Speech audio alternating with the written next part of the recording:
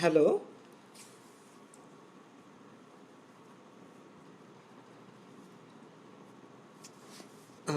Hello. আমরা কি লাইভে এসেছি? লাইভে যদি আমরা এসে থাকি, হ্যাঁ, আমরা যদি লাইভে এসে থাকি কাইন্ডলি একটু কমেন্ট সেকশনে তোমরা সবাই জানাও। হ্যাঁ, সো কাইন্ডলি একটু কমেন্ট সেকশনে জানাও যে সাউন্ড প্লাস লাইটিং সব কিছু ঠিক আছে কিনা।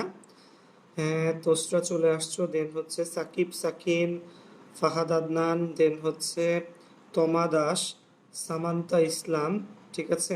আচ্ছা, ইশতিয়াক আহমেদ, ওয়ালাইকুম সালাম ভাইয়া, ঠিক আছে। পিয়াল, দেন হচ্ছে নাসিবুল সাজিদ। নাসিবুল সাজিদ, তুমি তো ক্লাস করো না, ঠিক আছে, অনেক দিন পরে আসছো আজকে, ঠিক আছে। দেন হচ্ছে শুভ্রদেব, ঠিক আছে। মুন, পিয়াল, ইশতিয়াক, হ্যাঁ, ওকে। ইশতিয়াক আহমেদ, আজকে 3টা ঘুড়ি কাটা খাইছি ভাই, একটা আপনার ছাদে পড়ছে। ও আচ্ছা আচ্ছা, যাই হোক। সো হ্যাঁ, বাসায় থেকো আসলে। করোনার উপদ্রব কিন্তু হঠাৎ করে অনেক বেড়ে যাচ্ছে, ঠিক আছে। দেন পিয়াল আসছে, সাকিব, সাকিন, পিয়াল, দেন হচ্ছে উপমা, ঠিক আছে, অনন্ত, হ্যাঁ। সো ভাইয়া সাউন্ড প্লাস লাইটিং সব কিছু ওকে আছে, হ্যাঁ, সাউন্ড প্লাস লাইটিং সব কিছু ওকে আছে। দেন হচ্ছে সিলমি, ফাইরুজ নাওয়ার, জান্নাত শেফা, ঠিক আছে। হ্যালো ভাইয়া, হ্যাঁ। সুদীপ্ত কর্মকার, প্রীতু চলে আসছো, লামিয়া শাওরিন, ঠিক আছে। ওয়ালাইকুম সালাম, যারা সালাম দিচ্ছ, ইয়াকুত পারভিন ভোলা থেকে, ফয়সাল ওয়াদি চলে আসছো, হুম, মাইশা মালিহা, দেন হচ্ছে মাহি, জারিফ বিন বেলায়েত, বেলায়েত তুমি আগের ক্লাসে কোথায় ছিলা, রিদি চলে আসছে, দেন হচ্ছে ফারহানা খান মিম, ঠিক আছে। সুদীপ্ত কর্মকার, আজকে কি ম্যাথ হবে? নাবিল হক সাবিত, সুদীপ্ত কর্মকার, প্রত্যেকদিন ক্লাসে আসলে লিখে দেয়া হয় পরের ক্লাসে কি হয়, প্রত্যেকদিন রাতের বেলা পরের দিন কোন 2টা ক্লাস হবে সেগুলো আসলে লিখে দেয়া হয়, তুমি এটা দেখে নিও, ঠিক আছে। দেন শেখ নিহাল, শফি, লামিয়া ইসলাম, আসিফ চলে আসছে, আচ্ছা। হ্যাঁ, ফারহানা মিম, করোনার অবস্থা আসলেই ভালো না, এবং সত্যি বলতে কি, যেটা আমি পড়লাম যে তোমার বাসাবো, দেন হচ্ছে কদমতলা, ঠিক আছে। সো তোমাদের বাসার আশেপাশে আসলে এই জিনিসগুলো অনেক বেশি রকমের বেশি। সো এগুলো একটু সেফ থাকবা সবাই। লামিয়া, লামিয়া ইসলাম, দেন হচ্ছে তোমার আলিফ, তোমাদের বাসার আশেপাশে কিন্তু এই করোনার সংক্রমণটা বেশি, তো তোমরা একটু সেফ থাকবা এখানে, ঠিক আছে। আচ্ছা, সো দেন হচ্ছে হ্যাঁ আসিফ, ওয়ালাইকুম সালাম ভাইয়া। সো রিদি, রিদি, নাসিবুল সাজিদ, ধরা খেয়ে গেলি ব্রো, হ্যাঁ হ্যাঁ বন্ধু, কি বলো, আমার প্রত্যেক ক্লাসে খেয়াল থাকে কে কে ক্লাস করে কে কে ক্লাস করে না, ঠিক আছে। অনন্যা মণ্ডল, তুমিও সেই ফাঁকিবাজ, তুমি ক্লাস করো না আপু, শুধু এখানে মধ্যে মধ্যে তুই একটা ল্যাপটপ মাইরা উদাও হয়ে যাও, ঠিক আছে। ঠিক আছে, রিদি, অপু সাহা চলে আসছে, অপু সাহা, ওয়ালাইকুম সালাম ভাইয়া, ভালো আছো অপু? ঠিক আছে, আচ্ছা। সাজিদ ফারহান চলে আসছে, ফাইরুজ নাওয়ার। সো শোনো, আমরা যে সংখ্যক মানুষ নর্মালি আসলে ক্লাস করি সেই সংখ্যক মানুষ আমরা ক্লাসে চলে আসছি। যারা সালাম দিয়েছো, ওয়ালাইকুম সালাম, আমি আলহামদুলিল্লাহ ভালো আছি ভাইয়া। সো আশা রাখি তোমরাও সবাই ভালো আছো, এবং আসলে সিচুয়েশন দিনকে দিন খারাপ হতে যাচ্ছে ভাইয়া। আজকেও প্রায় মোটামুটি দেখলাম 18-19 জনের মতো অ্যাট্রাক্টেড হয়েছে করোনা দিয়ে, এফেক্টেড হয়েছে। সো তোমরা একটু কাইন্ডলি সবাই মানে সেফ থাকবা আসলে, বাসা থেকে কম বের হবা, এবং ওই যে বললাম একদমই যদি বের হইতে হয় তখন বের হবা, কিন্তু যা যা সেফটি কিছু আছে সব কিছু আসলে ঠিকভাবে নিয়ে মেনে চলে এবং এরপর বের হবা, ঠিক আছে। আচ্ছা, সো আমরা যে পার্টটা করতেছিলাম সেটা একটু বলি। আমরা আসলে আজকে রাতের ক্লাসটা হওয়ার কথা হচ্ছে কেমিস্ট্রি সেকেন্ড পেপারের চ্যাপ্টার 1, ঠিক আছে, ওকে। আচ্ছা, সো কোনো ব্যাপার না, আমরা এটা আজকে একটু ইয়ে করব, দেখব, ঠিক আছে। আচ্ছা, সো মানি হেইস্ট অনেকে দেখতেছো, ঠিক আছে, হ্যাঁ আমিও মানি হেইস্ট দেখতেছি, আমার ল্যাপটপে নামানো আছে, কিন্তু আসলে মানে ল্যাপটপটা খোলা হয় না মানি হেইস্টের জন্য, বাট দেখি আজকালকার মধ্যে ল্যাপটপ, এবং আমি চাপ মানে তোমার কি বলে ওয়ানও শেষ করি নাই, ঠিক আছে, মানি হেইস্টের। সো ইনশাল্লাহ আস্তে আস্তে দেখবো, তোমরাও দেখো মানি হেইস্ট, এমন কোনো ইয়া না, ঠিক আছে, বাট হ্যাঁ সুন্দর একটা সিরিয়াল, দেখতে পারলে ভালো। সিরিয়াল বলি, সিরিজ, ঠিক আছে। আচ্ছা যাই হোক, সো এই আশা রাখি আমরা সবাই ভালো আছি এবং আমরা সবাই আসলে লাস্ট ক্লাসের আমরা কেমিস্ট্রিতে চ্যাপ্টার 1-এর লাস্ট ক্লাসের যে ম্যাথগুলো করছিলাম, ঠিক আছে? সো সেই অঙ্কগুলোকে আমরা সবাই বুঝেছি। আমাকে একটু কাইন্ডলি কমেন্ট সেকশনে সবাই একটু লেখো। লাস্ট ক্লাসে কিন্তু আমরা কেমিস্ট্রির অনেকগুলো সুন্দর সুন্দর ম্যাথ দেখছিলাম এবং আজকেও ইনশাল্লাহ আমরা বেশ কয়েকটা ম্যাথ এরকম দেখব, ঠিক আছে? সো লাস্ট ক্লাসের এই ম্যাথগুলোতে কারো সমস্যা আছে কিনা কাইন্ডলি একটু কমেন্ট সেকশনে লিখে জানাও, ঠিক আছে? ওকে, আচ্ছা। সো লাস্ট ক্লাসের ম্যাথে আশা রাখি কারো সমস্যা নাই। যদি থাকে কমেন্ট সেকশনে একটু লিখে নাও, ঠিক আছে? ওকে, আচ্ছা। R1/R2 root over D2/D1 M2/M1। শোনো, আজকের দিনে আমরা প্রথম যে ম্যাথটা করব সেটা হচ্ছে ডাল্টনের আংশিক চাপ সূত্রের ম্যাথ, ঠিক আছে? ওকে, কিসের ম্যাথ বলো? ডাল্টনের আংশিক চাপ সূত্রের ম্যাথ, ঠিক আছে? ওইটার ম্যাথ দেখে আজকে আমরা সামনে যাব, ঠিক আছে? তো সবাই লিখতেছে মোটামুটি যে না ঠিক আছে। উম্মে নাফিসা তাসনিম, লামিয়া ইসলাম, সূর্যদেব, দেন হচ্ছে তোসরা, ঠিক আছে, অমি, মন, ফারহানা, মিম, সবাই লিখছো। আসো আমরা আজকের ম্যাথ ক্লাসে চলে যাই। ম্যাথ ক্লাস মানে হচ্ছে কেমিস্ট্রির ম্যাথ। আসো। সো আমরা এখন আসলে প্রথম যে ম্যাথটা দেখব সেটা আসলে হচ্ছে এই ম্যাথটা। আচ্ছা, এখান থেকে না দেখে এদিক থেকে দেখি। সো ফার্স্টে তোমাদেরকে আমি ডাল্টনের আংশিক চাপ সূত্রের জন্য ফর্মুলাটা দেখাই। এটা এটা সো ডাল্টনের আংশিক চাপ সূত্রের ফর্মুলাটা নিশ্চয়ই তোমাদের সবার মনে আছে, যে ডাল্টনের আংশিক চাপ সূত্রের ফর্মুলা যে R1/R2 সমান সমান রুট ওভার D2/D1 সমান সমান রুট ওভার M2/M1 সমান সমান T2/T1, ঠিক আছে? এখানে আর কি ছিল? আর ছিল ব্যাপনের হার, ডিফিউশন, রেট অফ ডিফিউশন, ডিতে ছিল ডেনসিটি, এম ছিল আণবিক ভর, ঠিক আছে, এবং টি ছিল হচ্ছে তাপমাত্রা, ঠিক আছে? আচ্ছা, সো আজকে প্রথম যে দুইটা ম্যাথ আমরা দেখবো সেই দুটো হচ্ছে 32, কত বলো, 32-এর পর 37 লিখছে, এটা আসলে 33 হবে। সো এই দুইটা ম্যাথ ফার্স্টে হচ্ছে আমরা দেখে নিব। সো প্রথমে চলে যাই 32 নাম্বার ম্যাথটাতে, ঠিক আছে? বন্ধুরা একটু ভালো করে খেয়াল করো। আচ্ছা, সো 32 নম্বর ম্যাথে কি বলছে এখানে দেখো যে 100 মিলিলিটার আয়তনের একটি গ্যাস এ একটি সূক্ষ্ম ছিদ্রের মধ্য দিয়ে ব্যাপিত হতে 293 সেকেন্ড সময় নেয়। কত সময় নেয় বলো? 293 সেকেন্ড। দেখা যায় না? ওকে, একটু কেমন জানি বাঁকা করে ধরিস যেভাবে, হ্যাঁ, গুড। সো দেখো 100 মিলিলিটার আয়তনের একটি গ্যাস এ একটি সূক্ষ্ম ছিদ্রের মধ্য দিয়ে ব্যাপিত হতে 293 সেকেন্ড সময় নেয়। একই আয়তনের কার্বন ডাই অক্সাইড ব্যাপিত হতে 230 সেকেন্ড সময় নেয়। একটা নেয় 200 কত বলো? 93, একটা নেয় 230 সেকেন্ড সময়, ঠিক আছে? ওকে, সো বলছে এই গ্যাসের আণবিক ভরটা নির্ণয় করতে হবে। সো দেখো আমার এখানে, সো এখানে আমরা কি করব ভাইয়া? এই যে 293, এই 293 হচ্ছে এখানে T1 এর মান 293, ওকে? আচ্ছা, দেন এই গ্যাসের ব্যাপনের হার হচ্ছে M1, যেটা আমরা বের করতে যাচ্ছি। একই রকম ভাবে দেখো কার্বন ডাই অক্সাইড গ্যাসের জন্য কিন্তু আমি M2 জানি। কার্বন ডাই অক্সাইডের আণবিক ভর কত বলো? 44। তো কার্বন ডাই অক্সাইডের জন্য M2 হলো 44 এবং T2 কত বলো? 230 সেকেন্ড সময়। সো T2 হবে 230 সেকেন্ড। সো দেখো এখানে T1 M1 T2 M2 এই চারটা টার্মের মধ্যে তিনটা টার্ম দেওয়া, শুধু তোমার কি দরকার? M1। সো আমাদের কোন ফর্মুলা ইউজ করতে হবে? এই দুইটা দিয়ে আমরা এই অঙ্কটা করব। Root over M2/M1 equal to T2/T1। So খেয়াল করো বন্ধু, এখানে কিন্তু সেম কাজই করলো, যে রুট ওভার M2/M1, একটু ক্লোজ লাগবে, root over M2/M1 equal to T2/T1। So এই M1 M2 T1 T2-র মধ্যে চারটার মধ্যে এই পাশে, সো এই চারটার মধ্যে দেখো তোমাকে তিনটা টার্ম দিয়ে দেওয়া আছে। কয়টা টার্ম দিয়ে দেওয়া আছে? তোমার M2 দেওয়া, T2 দেওয়া, T1 দেওয়া। আমরা একটা M1 বের করতে পারবো না? অবশ্যই পারবো, কারণ কি বলো, এই এই যে আমার এখানে যে চারটা টার্ম, এই চারটা টার্মের পুরোটা একসাথে, সো এই চারটা টার্মের মধ্যে এই যে চারটার মধ্যে এখানে তিনটা দেওয়া, একটা আমরা অবশ্যই কি করতে পারবো? বের করতে পারবো। সো আশা রাখি বোঝা যাচ্ছে, ঠিক আছে বন্ধু? ওকে, আমরা চলে যাচ্ছি নিচের ম্যাথটাতে। খেয়াল করো, একটা খুবই ইম্পর্টেন্ট এবং ভালো ম্যাথ, ঠিক আছে? এবং খেয়াল করো এখানে কি বলছে, 21 ডিগ্রি সেলসিয়াস তাপমাত্রায়, খেয়াল করো তোমাকে যেটা বলছে এই অঙ্কটা।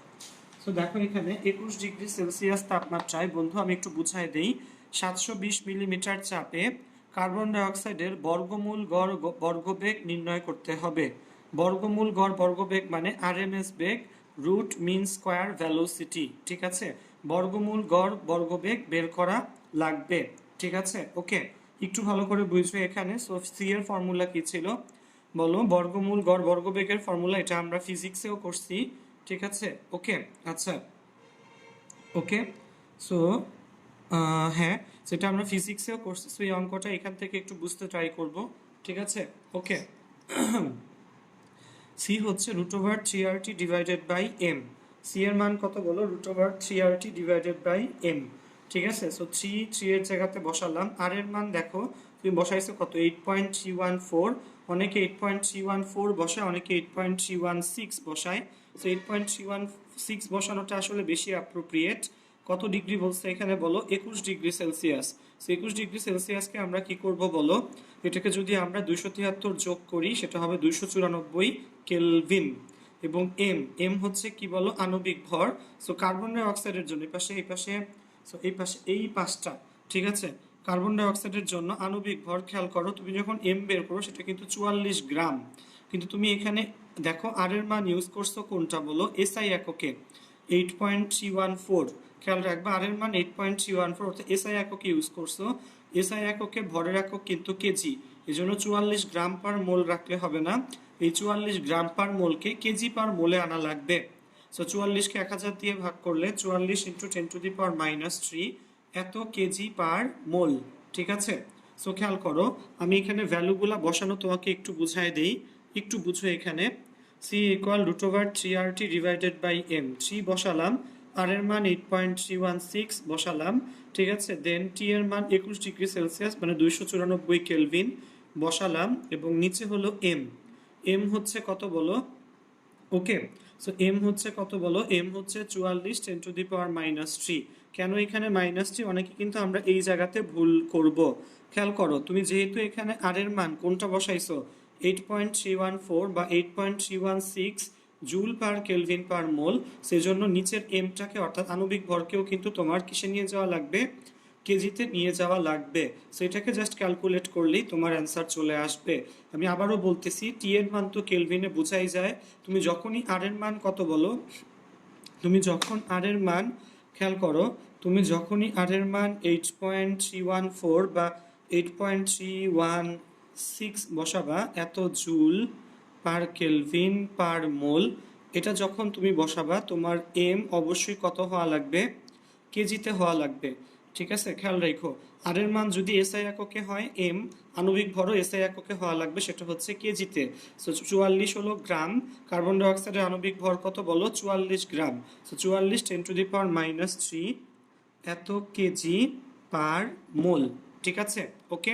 সো আশা রাখি সবাই ধরতে পারছো। ওকে, আচ্ছা, সো এখানে আশা রাখি সবাই ধরতে পারছো, এবং এমন কোনো আসলে কঠিন জিনিস কিন্তু এটাতে আসলে ছিল না। ঠিক আছে, তো সহজ সহজ সব ম্যাথ, জাস্ট তোমাদের নিজেদের জন্য একটু কিছু বললাম, প্র্যাকটিস হয়ে যাবে এরকম টাইপের কিছু ম্যাথ আমরা আজকে একদম সিরিয়ালি একটা পর একটা ইনশাল্লাহ করতেই থাকবো। আচ্ছা, ওকে। সো দেখো এখানে এই জিনিসটা যেন আমাদের একটু মনে থাকে, আমি অনেকগুলা ম্যাথ আজকে তোমাদেরকে ইনশাআল্লাহ বুঝিয়ে দিব। আচ্ছা, আচ্ছা, সো খেয়াল করো, খেয়াল করো। সো এই ছিল হচ্ছে তোমার আরএমএস বেগের প্রথম ম্যাথ। ঠিক আছে, সো আমরা 60 জনের মতো মানুষ ক্লাস করতেছি, আমরা আশা রাখি ক্লাসটা বুঝতেছি। সবাই একটু কাইন্ডলি কাইন্ডলি ভাইয়া তোমরা তোমাদের ক্লাসটাকে একটু শেয়ার করো সবাই। তোমরা একটু তোমাদের ফেসবুক মানে ফেসবুকের কি বলবো আইডি থেকে, অথবা তোমাদের যে ফ্রেন্ডসদের গ্রুপ সেখানে একটু কাইন্ডলি এটা আসলে শেয়ার করো।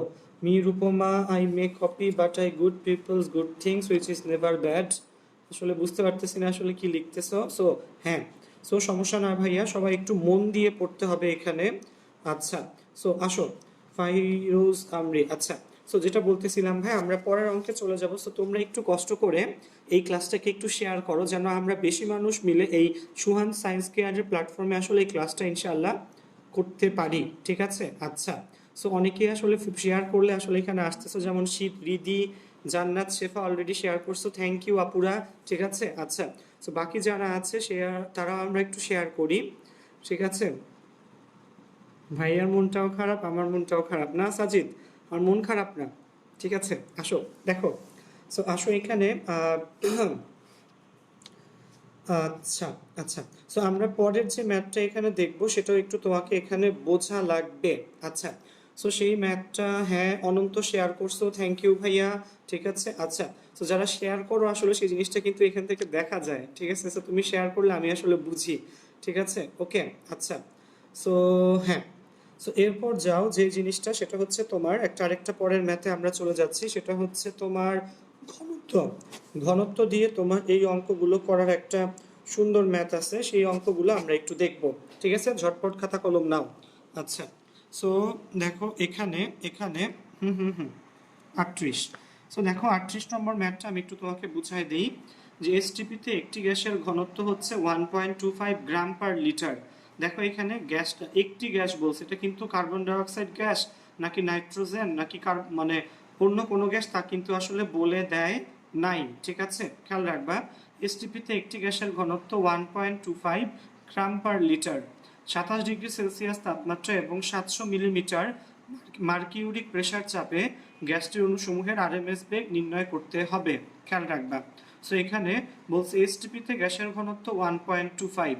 বন্ধু খেয়াল করো, এই জিনিসটা একটু বুঝতে হবে। আমরা কি জানি, আমি তোমাকে একটু খাতায় লিখে জিনিসটা একটু বুঝাই। ঠিক আছে, একটু খেয়াল করো, আমরা কি জানি যে যে 1 মোল, খেয়াল করো আমরা কি জানি বলো দেখি ভাইকে।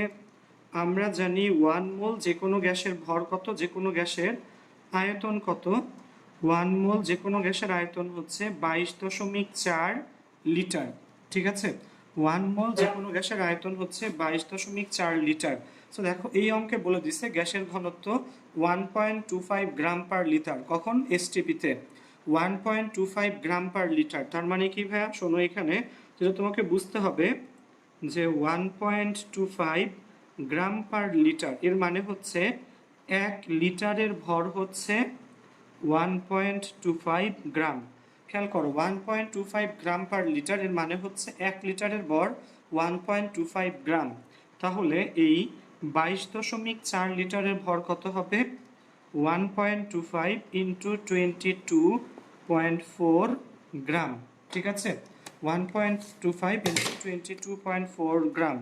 So 1.25 into 22.4, 28। কত আসে বলো এটা বন্ধু? 28 গ্রাম। সেই কাজটা আসলে আমরা কেন করলাম সেটা কিন্তু একটু ভালো করে বুঝো। এই কাজটা কেন করলাম, যে 1 লিটারের ভর হচ্ছে 1.25 গ্রাম পার লিটার, মানে 1 লিটারের ভর হচ্ছে 1.25 গ্রাম। তাহলে 22.4 লিটারের ভর হবে এটা ইন্টু কত বলো? 22.4, তার মানে কয় গ্রাম বলো? 28 গ্রাম। ঠিক আছে, সো এটা হচ্ছে তার কি ভর বলো? আণবিক ভর। খেয়াল রাখবা, তোমাকে যদি কখনো এইভাবে ঘনত্ব রো দেয়া থাকে যে 1.25 গ্রাম পার লিটার, কখন বলো এটা যদি দেয়া থাকে কোথায় বলো? এসটিপিতে, তাহলে সেটাকে তুমি কি করবা বলো? 22.4 দিয়ে গুণ করে তুমি কিন্তু কিসে যেতে পারবা বলো? আণবিক ভরে যেতে পারবা। ওকে, এবার আসো অঙ্কটা আমরা একটু দেখি। দেখো বলছে যে এসটিপিতে একটি গ্যাসের ঘনত্ব কত বলো? 1.25 গ্রাম পার লিটার, 27 ডিগ্রি সেলসিয়াস তাপমাত্রা, 700 মিলিমিটার চাপে গ্যাসটির অণুসমূহের বর্গমূল গড় বর্গবেগ নির্ণয় করো। এই 700 মিলিমিটার পারদ চাপ, এটার কিন্তু আসলে কোনো ভ্যালু নাই। খেয়াল রেখে 700 মিলিমিটারের কোনো ভ্যালু এখানে নাই। যেটা বললাম এসটিপিতে 1.25 গ্রাম পার লিটার মানে 1 লিটারের ভর 1.25 গ্রাম, তাহলে 22.4 লিটারের ভর হচ্ছে, গুণ করলে 28 গ্রাম, এবং এই 28 গ্রামে হচ্ছে ওর কত মোল বলো? 1 মোল। তাহলে গ্যাসটির আণবিক ভর কত বলো? 28। গ্যাসটির আণবিক ভর কত বলো এখানে? 28। ওকে, আচ্ছা। সো গ্যাসের গতিতত্ত্ব হতে আমরা কি জানি? C equal √3RT divided by M. ঠিক আছে, ওকে, ভ্যালুগুলো বের করা একটু বুঝো। এখানে সি ইকুয়াল টু এখান থেকে হ্যাঁ। সো এইখান থেকে এই একটু পর্যন্ত, এইখান থেকে তো বুঝেই দিচ্ছি। ঠিক আছে, সো এখানে এসটিপিতে খেয়াল করো, C equal √3RT by M. 3 বসালাম, আর এর মান 8.314। এখানে কত ডিগ্রি সেলসিয়াসে বলছিল বলো? 27 ডিগ্রি সেলসিয়াস। তাহলে তোমার টি হবে 27 আর 273 যোগ করলে 300 কেলভিন। তোমার আণবিক ভর কত আসছিল বলো দেখি? 28। তো আমরা কি 28 লিখবো? না, 28-এর সাথে কত গুণ করতে হবে? 10⁻³ গুণ করে দেয়া লাগবে। কারণ কি করতেছো তুমি? আর এর মান বলো, আর এর মান কত বসাচ্ছ? আর এর মান 8.314 বসাচ্ছ। সো তোমার বলো এম অবশ্যই কিসে হওয়া লাগবে? 10⁻³ অর্থাৎ কেজিতে হওয়া লাগবে, ঠিক আছে? ওকে, আচ্ছা। সো খেয়াল রাখো, ওকে। সো মনে রাখো এখানে আমার যেটা বললাম আর এর মান 8.314 এবং বলো আর এর মান যখন 8.314, এম এর মান হবে বলো অবশ্যই গ্রামে, সরি কেজিতে, এবং সেটা কত কেজি বলো 28 10⁻³ সো এই দেখো এই ম্যাথটা, সেকেন্ড ম্যাথটা কিন্তু অবিকল সেম ম্যাথ, ঠিক আছে? অবিকল সেম ম্যাথ। তোমরা এই ম্যাথটা একটু নিজেরা করে আমাকে ক্লাসে জানাবা, ঠিক আছে, কমেন্ট সেকশনে, যে 25°C তাপমাত্রায় একটি গ্যাসের ঘনত্ব 1.75 গ্রাম পার লিটার, ওই তাপমাত্রায় গ্যাসটির অণুসমূহের আরএমএস বেগ কত? নিজেরা করো এখানে অঙ্কটা ভাইয়া, আমি একটু বলে দিচ্ছি। 25°C তাপমাত্রায় গ্যাসের ঘনত্ব 1.75 গ্রাম পার লিটার, ওই তাপমাত্রায় গ্যাসটির অণুসমূহের বর্গমূল গড় বর্গবেগ কত? ঠিক আছে, সো কাইন্ডলি একটু কমেন্ট সেকশনে সবাই একটু লিখে জানাও সাবিয়াকে থাকতে, ঠিক আছে? ওকে, সো একটু খেয়াল করো, আমি যেটা বললাম তোমাকে 25°C তাপমাত্রায় গ্যাসের ঘনত্ব কত বলো 1.75 গ্রাম পার লিটার হলে ওইটার আরএমএস বেগ বের করা লাগবে, ঠিক আছে? আচ্ছা, সো এই জিনিসটা একটু মনে রাখো, এই জিনিসটার মধ্যে একটু কিন্তু ক্রিটিক্যাল জিনিস আছে, ঠিক আছে? আচ্ছা, সো হ্যাঁ, যেমন ধরো আমরা এসটিপিতে, কিন্তু এসটিপিতে আমরা তাপমাত্রা কত ধরে থাকি বলো? এসটিপিতে তাপমাত্রা হচ্ছে তোমার আচ্ছা, তো এখানে এসটিপিতে তাপমাত্রা হচ্ছে তোমার 25°C নাকি? এসটিপিতে তাপমাত্রা হচ্ছে 0°C, ঠিক আছে? সো এসটিপিতে তাপমাত্রা হচ্ছে 0°C, তার মানে কত বলো 273 কেলভিন, এবং এই এসটিপিতে 1 মোল গ্যাসের আয়তন হচ্ছে 22.4 লিটার। আরেকটা হচ্ছে এসএটিপি, মনে রাখবা বন্ধু, এসএটিপিতে তাপমাত্রা হচ্ছে 25°C 298 কেলভিন, এবং এক্ষেত্রে তাপমাত্রা হচ্ছে 25°C তোমার এসএটিপিতে গ্যাসের আয়তন কত হবে 24.789 এত লিটার, ঠিক আছে? আচ্ছা, সো হ্যাঁ হ্যাঁ হ্যাঁ হ্যাঁ, আহমেদ সামি কোথায় থাকেন দাদা? হ্যাঁ হ্যাঁ শিশি, তুমি কিন্তু অনেক কম ক্লাস করো, আসলে একটু রেগুলারলি ক্লাস করো, ঠিক আছে? এই মাহিম, ওইসব আজে বাজে জিনিস বাদ দিয়ে ক্লাস করো, ঠিক আছে? শান্তকে খুঁজতেছো, শান্ত হয়তো আছে, ঠিক আছে, কিন্তু তুমি ক্লাস করো, ঠিক আছে? আচ্ছা, সো দেখো 25°C তাপমাত্রা যেটা আমি তোমাকে বলতেছিলাম, আমরা যেহেতু ফার্স্টে কিন্তু দেওয়া ছিল এসটিপিতে, বন্ধু একটু বুঝো এখানে, আমি তোমাকে একটু বলি, প্রথমে এখানে পার্টটা কিসে ছিল বলো এসটিপিতে, ওকে? আচ্ছা, একটু ওয়েট করতে হবে আসলে। আচ্ছা, সো দেখো এখানে হ্যাঁ, আসলে আমরা একটা প্রবলেমে পড়ে যাচ্ছি, হ্যাঁ দাঁড়াও,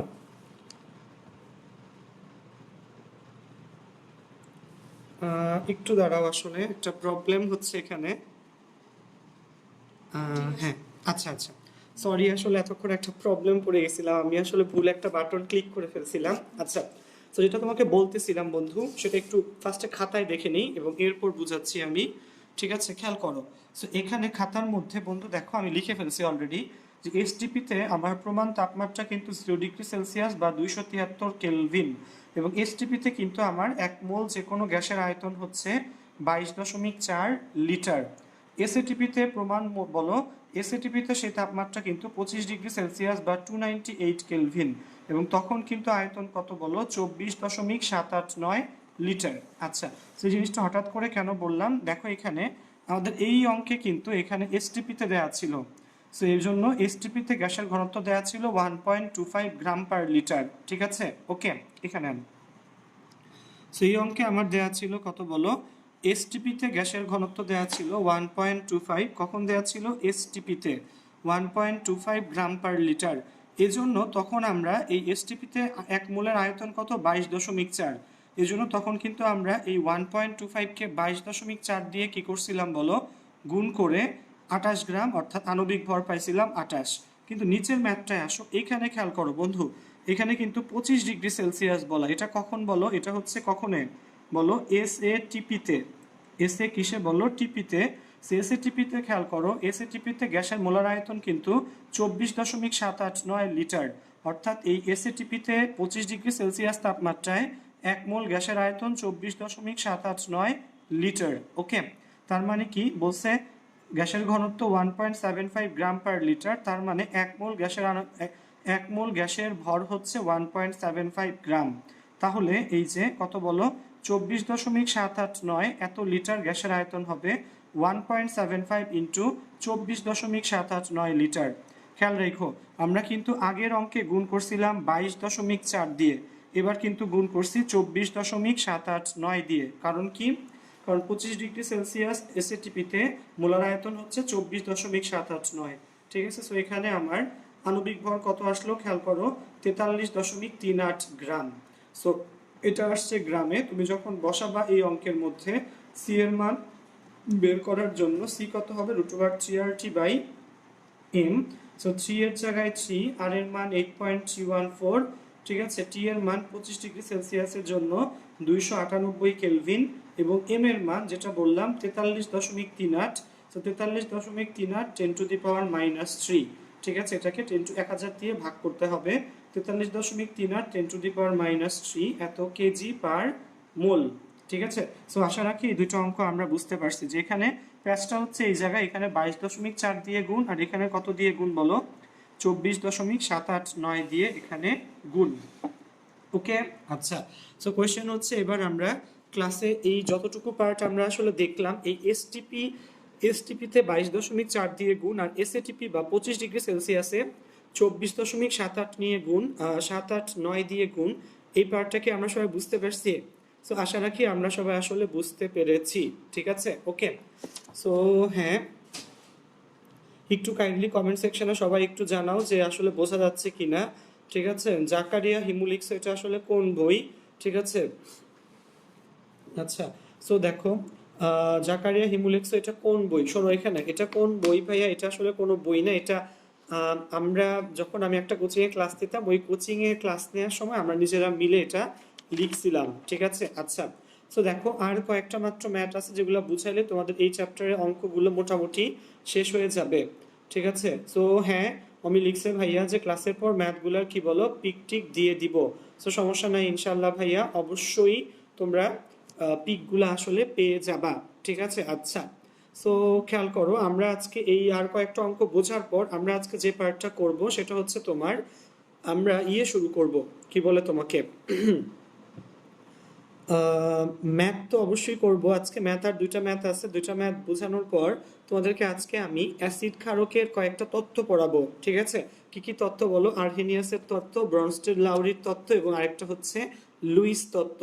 ঠিক আছে, আচ্ছা। কিছু কিছু থিওরি কিন্তু চ্যাপ্টার 1-এ আমাদের বাদ আছে। ম্যাথ করানোর জন্য যা যা লাগে সেগুলো ভাইয়া তোমাদেরকে অলরেডি পড়ায় ফেলছিলাম, বাট বাইরের কিছু থিওরি আসলে বাদ আছে। ঠিক আছে, নাইমুল ইসলাম, শফি, ফারদিন আহমেদ, আসিফ, দেন হচ্ছে ইমা, ঠিক আছে, উম্মে তাসনিম, দেন হচ্ছে সুমাইয়া নওশিন, মালিহা, মাইশা মালিহা, জারিফ বিন বেলায়েত, সেফাতুল্লাহ পিয়াল, ঠিক আছে, মুন তাহমিদ, ঠিক আছে, ওকে, রিয়া, নেভিন, ঠিক আছে, দেন হচ্ছে ফারদিন আহমেদ, তানজিম, লামিয়া, ঠিক আছে, ইশরাক জাহান, মায়া। সো এখানে অনেকে লিখছে আসলে, বোঝা যাচ্ছে। থ্যাংক ইউ সবাইকে। আসো, হ্যাঁ। সো হ্যাঁ, দেরি না করে কি লিখছে ভাই, মেবি লোনলি ফিল করতেছেন। হ্যাঁ, লোনলি তো অবশ্যই ভাইয়া, মানুষ দুনিয়াতে হয়েছে বলে না, একা আসে একাই যায়। গালি বয় দেখো নাই, তুই নান্না কি জানি, নাঙ্গা হিতো আয়েগা, নান্না হিতো নাঙ্গা হিতো জায়েগা। ঠিক আছে, কি জানি একটা লাইন ছিল না, খুব সুন্দর। গালি বয় মুভিটা দেখো, ভালো ছিল।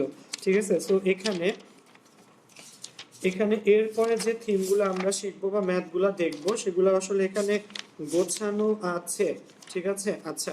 সো আমরা এরপরে যে কথাগুলো বলবো সেটা হচ্ছে তোমার আর দুইটা ম্যাথ আমি একটু তোমাদেরকে দেখাতে চাচ্ছিলাম। এই দুইটা ম্যাথ দিয়ে আমাদের এই বলো চ্যাপ্টার 1-এর ম্যাথমেটিক্যাল পার্টটা আসলে শেষ হয়। ঠিক আছে, সো আশা রাখি তোমরা সবাই আসলে বুঝতে পারতেছো। সিফাতুল্লাহ পিয়াল, ঠিক আছে, আচ্ছা। So Sifatullah Piyal, thank you বন্ধু। আচ্ছা, আসো। সো দেখো, এখানে আমরা এরপরে যে ম্যাথটা দেখবো। আচ্ছা, সো অনেকে কি মায়া লিখছে যে আপনি আমার কমেন্টের উত্তর বলেননি। মায়া শোনো, আসলে এমন ভাবে আমি সবার কমেন্ট তো আসলে পড়ি না ভাইয়া। ক্লাস নিলে আসলে সবার কমেন্ট পড়া যায় না, আবার অনেক সময় অনেকের কমেন্ট পড়লেও সেটা মুখে নেই না, কারণ মুখে নিলে এটা অ্যান্সার দিতে গেলে এখানে আমার মানে ক্লাস নিতে দেরি হবে। ঠিক আছে, আচ্ছা। সো আসো, এরপরে যে ম্যাথগুলো দেখবো সেটা হচ্ছে গড় গতিশক্তির ম্যাথ। ঠিক আছে, তোমাদের নিশ্চয়ই মনে আছে আমাদের 1 মোল গ্যাসের জন্য বা n মোল গ্যাসের জন্য গতিশক্তির ফর্মুলা কি ছিল? ই সমান 3/2 এনআরটি বা ই সমান সমান 3/2 পিভি। দুইটা ফর্মুলা কিন্তু ওখানে ছিল। ই সমান সমান কি বলো, 3/2 এনআরটি অথবা ই সমান সমান 3/2 পিভি। ওকে, আচ্ছা, সে দুইটা ফর্মুলা ছিল, ওই দুইটা ফর্মুলার কিছু ম্যাথ আমরা এখানে আসলে দেখবো। সো যদি আমাকে একটা অণুর জন্য গড় গতিশক্তি বের করতে বলে, সো এন মোলের জন্য ছিল হচ্ছে ই সমান 3/2 এনআরটি, ঠিক আছে। সো যদি একটা অণুর জন্য বলে কি করতে হবে বলো, এটাকে কি দিয়ে ভাগ করব আমরা, অ্যাভোগাড্রো সংখ্যা দিয়ে ভাগ করব, কারণ এক মোলে অণুর সংখ্যা কয়টা বলো, অ্যাভোগাড্রো সংখ্যক, ঠিক আছে। ওকে, আচ্ছা, সো এই জিনিসটা একটু তোমাদেরকে মনে রাখা লাগবে। আচ্ছা, এই জিনিসটা তোমাদেরকে একটু মনে রাখা লাগবে। সো আশা রাখি তোমরা সবাই বুঝতে পারবা। ওকে, আচ্ছা, আসো আমরা ক্লাসে চলে যাচ্ছি খাতার মধ্যে। সো খেয়াল করো এখানে। আচ্ছা, এখানে আমরা এবার যে ম্যাথটা দেখবো সেটা হচ্ছে কত বলো, 25°C তাপমাত্রায় একটি কার্বন ডাইঅক্সাইড অণুর গড় গতিশক্তি বের করো। কি শক্তি বলো, গড় গতিশক্তি বের করো, ঠিক আছে। 25°C তাপমাত্রায় কার্বন ডাইঅক্সাইড অণুর গড় গতিশক্তি বের করো। সো দেখো এখানে আমরা কি জানি যে এন মোল গ্যাসের জন্য গতিশক্তি, আমি একটু এখানে এদিকে, ঠিক আছে, আমরা কি জানি বলো দেখি ভাইয়াকে। আমরা জানি যে এন মোল গ্যাসের জন্য এনমোল গ্যাসের জন্য গতিশক্তির ফর্মুলা হচ্ছে 3/2 nRT। খেয়াল করো, এনমোল গ্যাসের জন্য বলো, এনমোল গ্যাসের জন্য ই সমান সমান কত বলো, 3/2 nRT। ওকে, আচ্ছা, এখন এনমোল গ্যাস, এখন দেখো এখানে আমরা অঙ্কে চলে আসি, একটু নিচে নামানো লাগবে। আচ্ছা, সেই অঙ্কে বলছে কি বলো, অণুর গড় গতিশক্তি। সো গড় গতিশক্তি মানে কয়টা অণুর জন্য, একটা অণুর জন্য, ঠিক আছে। সো আমার এন মোল গ্যাসের জন্য হচ্ছে, খেয়াল করো, এন মোল গ্যাসের জন্য 3/2 এনআরটি, ঠিক আছে। তাহলে যদি আমরা এক মোল গ্যাসের জন্য বলতাম তাহলে কত হইতো বলো, এক মোল গ্যাসের জন্য হইতো 3/2 আরটি। কত হইতো বলো, 3/2 আরটি। সো এন মোল গ্যাসের জন্য হলো 3/2। ওকে, আচ্ছা, হ্যাঁ, সো খেয়াল করো, এন মোল গ্যাসের জন্য ই হচ্ছে 3/2 এনআরটি, এক মোল গ্যাসের জন্য ই সমান সমান কত বলো, 3/2 আরটি। খেয়াল রাখবা বন্ধু, এন মোল গ্যাসের জন্য ই সমান 3/2 এনআরটি, এক মোল গ্যাসের জন্য ই হচ্ছে 3/2 আরটি।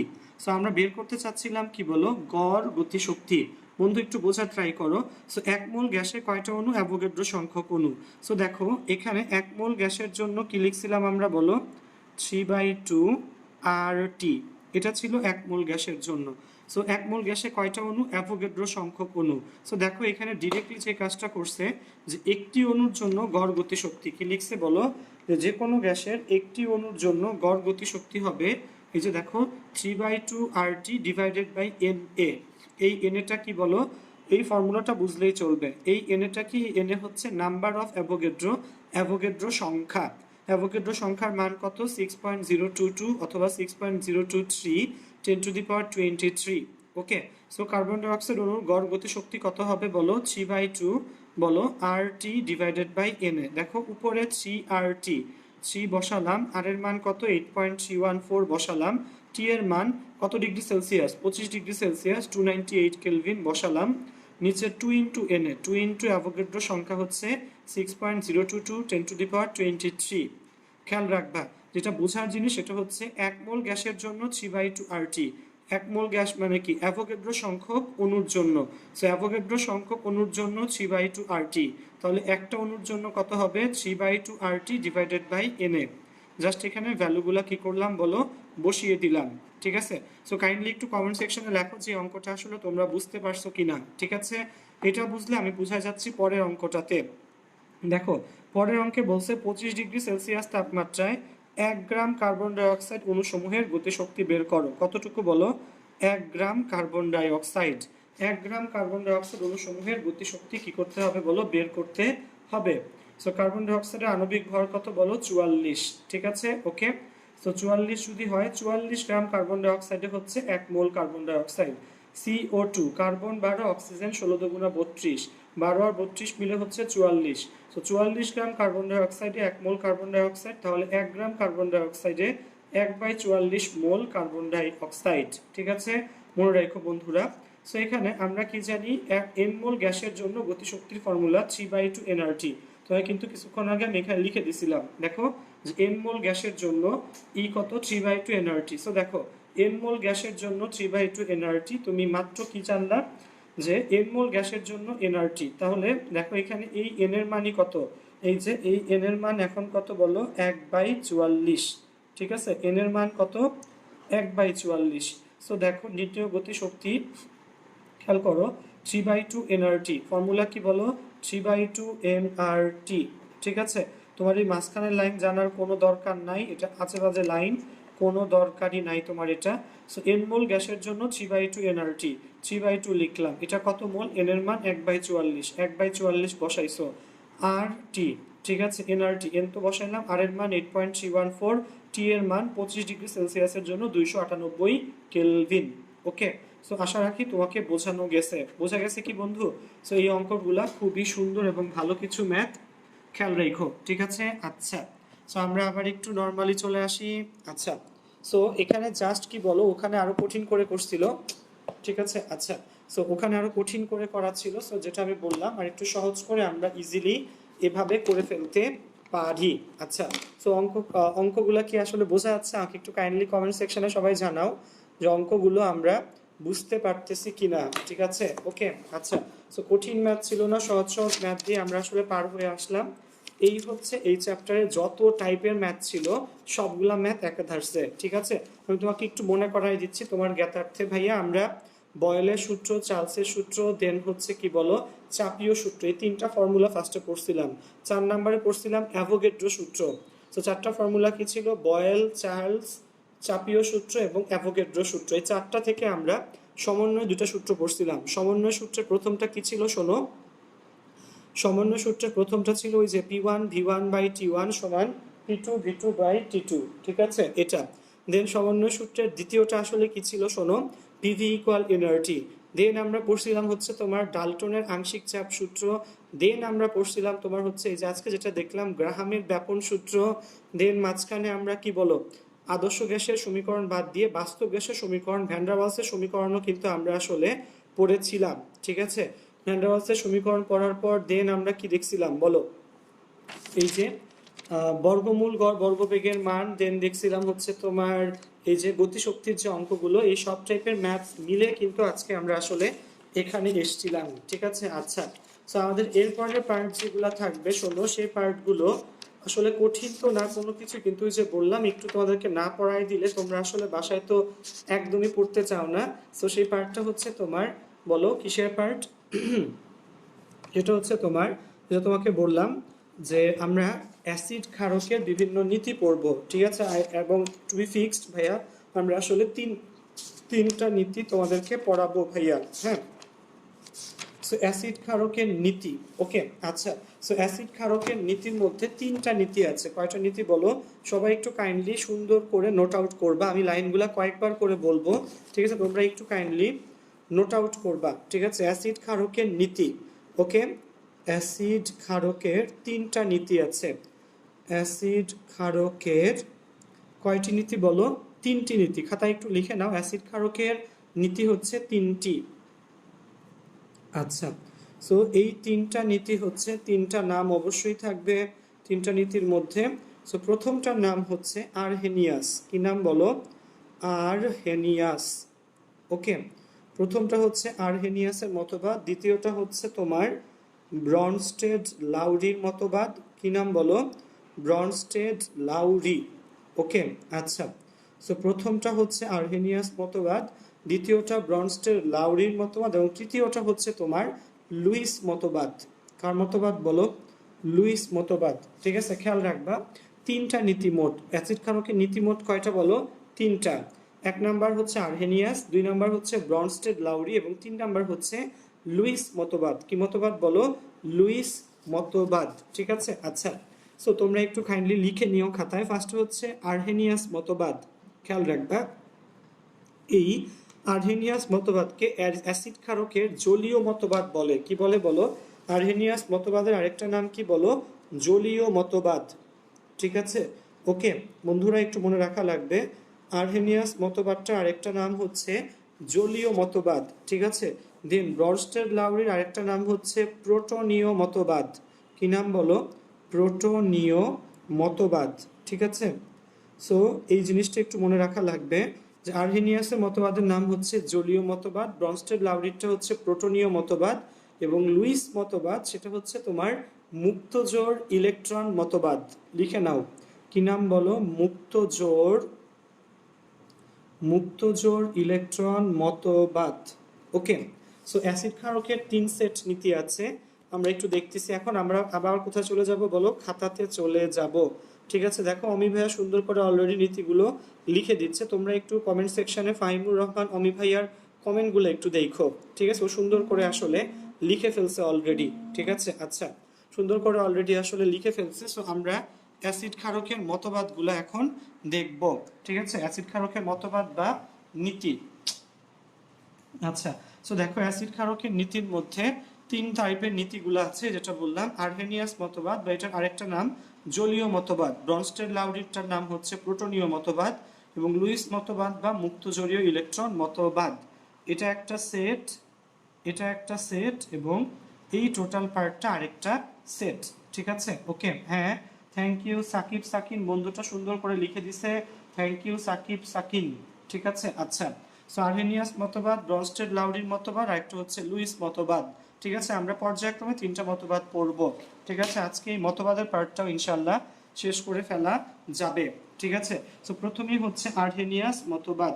প্রথমটার নাম কি হবে বলো? প্রথমটা হচ্ছে আর্হেনিয়াস মতবাদ।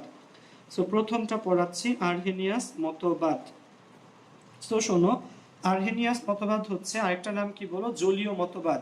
আর্হেনিয়াস মতবাদে হচ্ছে, খেয়াল রাখবা, যে সকল হাইড্রক্সি যৌগ জলীয় দ্রবণে, যেমন দেখো হাইড্রোক্লোরিক অ্যাসিড, সে যখন তুমি জলীয় দ্রবণে তাকে যোগ করবা, সে জলীয় দ্রবণে কি করে বলো?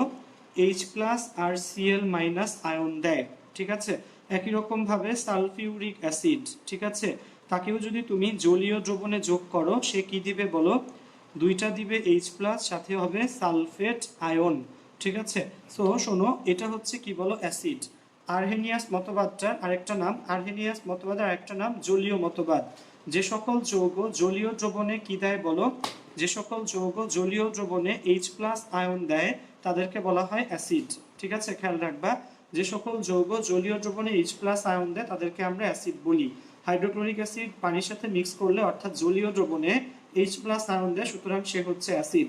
সালফিউরিক অ্যাসিড, সেও জলীয় দ্রবণে কি আয়ন দেয়? H+ আয়ন দেয়, তো সুতরাং আর্হেনিয়াস মতবাদ অনুসারে সেও কি বলো? অ্যাসিড। ওকে, আমরা ক্ষারে যাই, ধরো sodium hydroxide NaOH, sodium hydroxide, okay যদি তুমি পানি যোগ করো, সে কি দিবে বলো? Na+ দিবে আর OH- দিবে, ঠিক আছে। একই রকম ভাবে ক্যালসিয়াম হাইড্রক্সাইড, খেয়াল করো, পানিতে যোগ করলে ও দিবে ক্যালসিয়াম 2+, আর 2টা উৎপন্ন হবে হাইড্রক্সিল মাইনাস, ঠিক আছে। সেই পার্টটা আবার কিন্তু একই, ঠিক আছে। সেটা কি বলো? যে সকল যৌগ, এদিকে আয়, এদিকে থাক, হ্যাঁ হ্যাঁ, তাহলে ছাড়া পড়ে না। সো দেখো, যে সকল যৌগ জলীয় দ্রবণে কি আয়ন দিবে বলো? OH- আয়ন দিবে, তাদেরকে বলবো আমরা ক্ষারক। সো সোডিয়াম হাইড্রক্সাইড কি করে? OH- আয়ন দেয়, সুতরাং সোডিয়াম হাইড্রক্সাইড ক্ষারক। ক্যালসিয়াম হাইড্রক্সাইড জলীয় দ্রবণে ক্যালসিয়াম আয়ন আর OH- আয়ন দেয়, সুতরাং ও হবে ক্ষারক। সো ওরা দুইজন কি হবে বলো? ওরা দুইজন হবে অ্যাসিড, এবং এই দুইজন কি হবে বলো? এই দুইজন হবে ক্ষারক, ঠিক আছে। সো এই জিনিসটা একটু মনে রাখা লাগবে। আজান দিচ্ছে, আমাদের 1 মিনিটের মতো একটু কি বলো? নিস্তব্ধতা থাকতে হবে, ঠিক আছে। খেয়াল রেখো, আমরা আর্হেনিয়াসের মতবাদটা মাত্র দেখলাম, ঠিক আছে। একটু ভাইয়া 1টা মিনিট তোমরা একটু তুলে নাও। মুক্তজোড়, তানজিম, মুক্তজোড় ইংলিশ হচ্ছে লোন পেয়ার, ঠিক আছে। জলীয় মতবাদ, জলীয় মতবাদ হচ্ছে তোমার অ্যাকোয়াটিক কনসেপ্ট, অ্যাকোয়াটিক কনসেপ্ট। একটু তুলে নাও, আজান দিচ্ছে। হুম হুম হুম।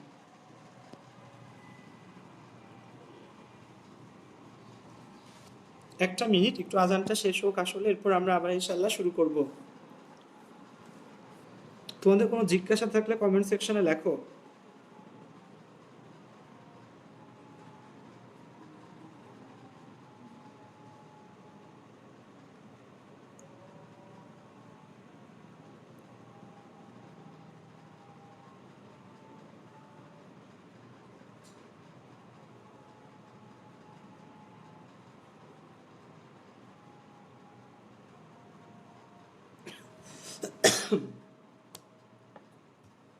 আজানটা একটু শেষ হোক, সেই পর্যন্ত আমরা একটু ওয়েট করি আসলে।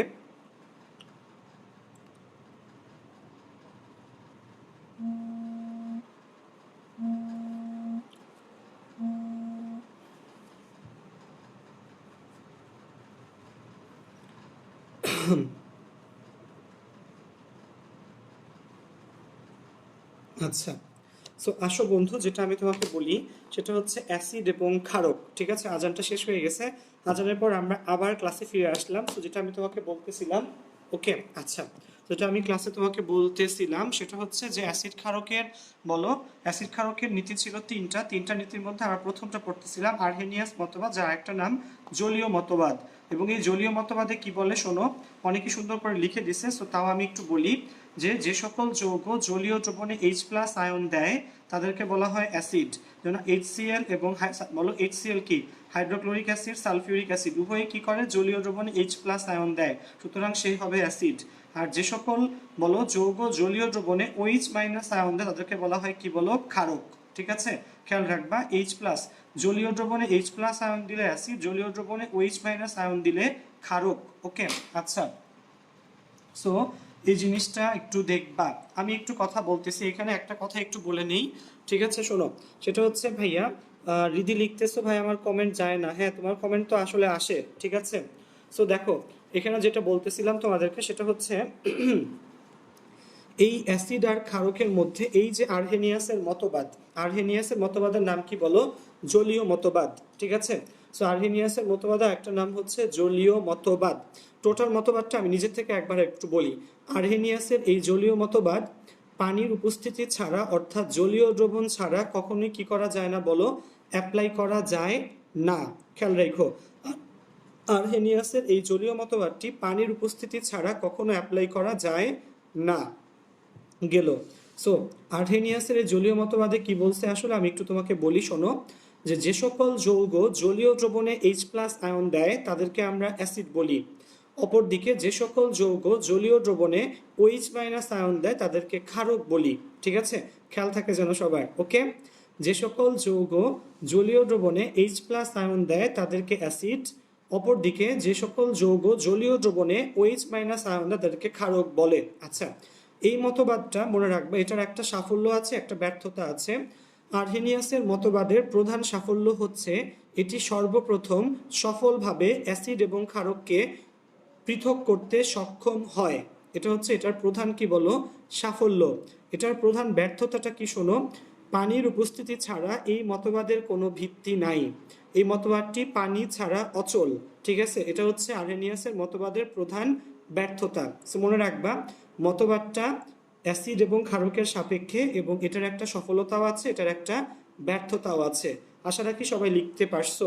ঠিক আছে, দেন আমরা চলে যাব হচ্ছে লুইস মতবাদে। কি বলো, লুইস মতবাদ। ঠিক আছে, লুইস মতবাদের একটা নাম হচ্ছে মুক্তজোড় ইলেকট্রন মতবাদ। ঠিক আছে, কি নাম বলো, লুইস মতবাদ। একটু লিখে নাও সবাই, লুইস মতবাদ। ওকে, সো লুইস মতবাদ বা এটা আরেকটা নাম হচ্ছে মুক্তজোড় ইলেকট্রন মতবাদ। লুইস মতবাদ, এটা একটা নাম কি বলো, মুক্তজোড় ইলেকট্রন মতবাদ। ঠিক আছে, সো মনে রাখা লাগবে লুইস মতবাদটা মুক্তজোড় ইলেকট্রনের উপর ভিত্তি করে প্রতিষ্ঠিত। কার উপর বলো, মুক্তজোড় ইলেকট্রনের উপর। ঠিক আছে, সো আমি তোমাকে ফার্স্টে একটু মুক্তজোড় বন্ধন জোড়টা একটু দেখাই। ধরো আমাদের অ্যামোনিয়া যে একটা যৌগ আছে, অ্যামোনিয়ার নাইট্রোজেনে একজোড়া কি আছে বলো, মুক্তজোড় আছে। ঠিক আছে, আচ্ছা, সো আমি একটু ভেঙে তোমাদের সবাইকে দেখাচ্ছি আবার। সো দেখো এখানে অ্যামোনিয়া, অ্যামোনিয়ার নাইট্রোজেনে কি আছে বলো, মুক্ত জোড় আছে। কিভাবে, নাইট্রোজেন, নাইট্রোজেন হচ্ছে 7। সো 7 হলে আমরা কি লিখবো, 1s2 2s2 2p3। সো ওর 2s এ এক জোড়া এবং 2p3 তে কয়টা ইলেকট্রন আছে, একটা একটা একটা করে ইলেকট্রন আছে বলো। ঠিক আছে, সো এটা গেল নাইট্রোজেন। দেন আসো হাইড্রোজেন, আমি লাল কালি দিয়ে লিখতেছি।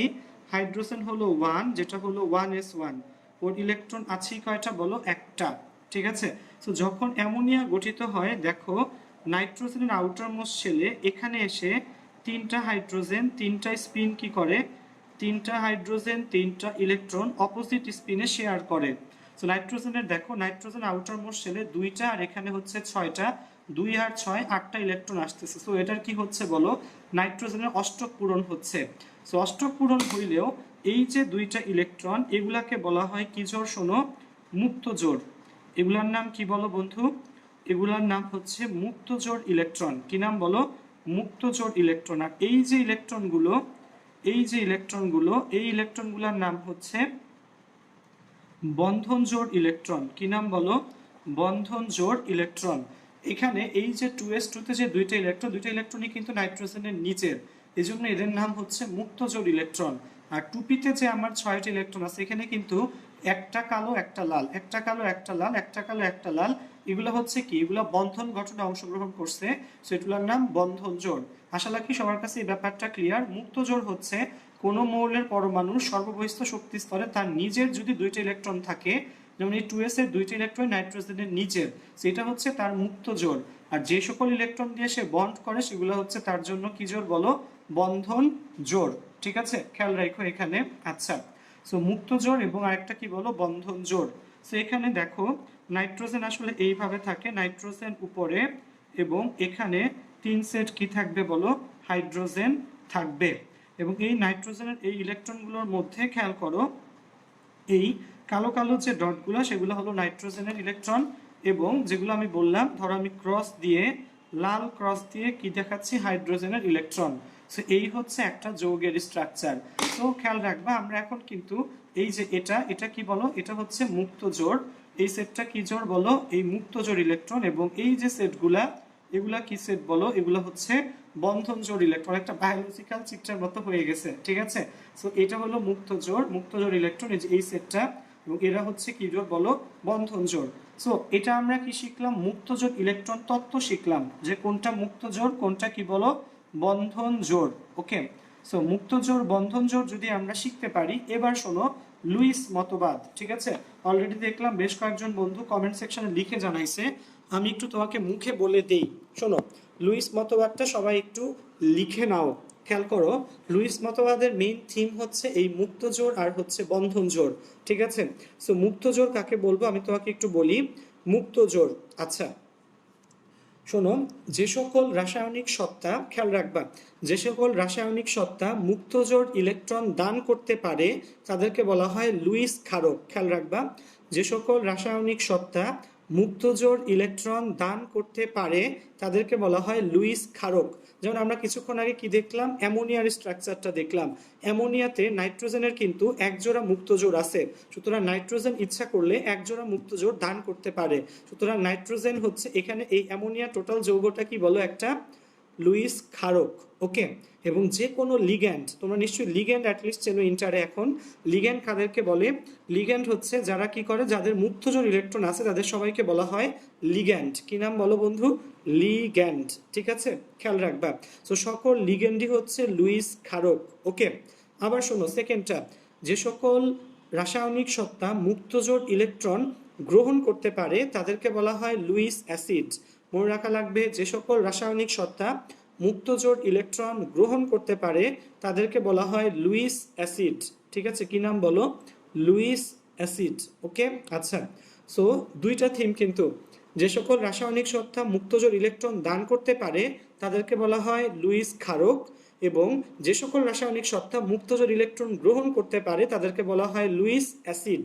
ঠিক আছে, আচ্ছা, সো আমরা এখানে যেটা দেখছিলাম কিছুক্ষণ আগে, আমরা যে দেখছিলাম এখানে এই অ্যামোনিয়া, এই অ্যামোনিয়াতে কিন্তু নাইট্রোজেন নিয়ে কি ছিল, একজোড়া মুক্ত জোড় ছিল। সো নাইট্রোজেন কি করতে পারে বলো, এই একজোড়া মুক্ত জোড় দান করতে পারে, সুতরাং সে হচ্ছে লুইস বলো ক্ষারক। ঠিক আছে, অ্যামোনিয়াতে নাইট্রোজেনের একজোড়া মুক্ত জোড় আছে, সুতরাং সে হচ্ছে লুইস কি বলো, ক্ষারক।